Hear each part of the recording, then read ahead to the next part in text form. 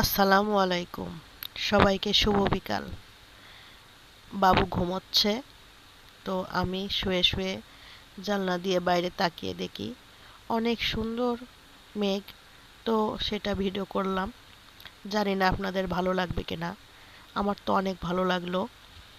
সাদা নীল মেঘের সাথে সবুজ গাছপালা মিশে একাকার। তো ভালো লাগলে অবশ্যই লাইক শেয়ার কমেন্ট করবেন। সবাই ভালো থাকবেন। আল্লাহ হাফেজ। আসসালামু আলাইকুম। সবাইকে শুভ বিকাল। বাবু ঘুমোচ্ছে, তো আমি শুয়ে শুয়ে জানলা দিয়ে বাইরে তাকিয়ে দেখি অনেক সুন্দর মেঘ।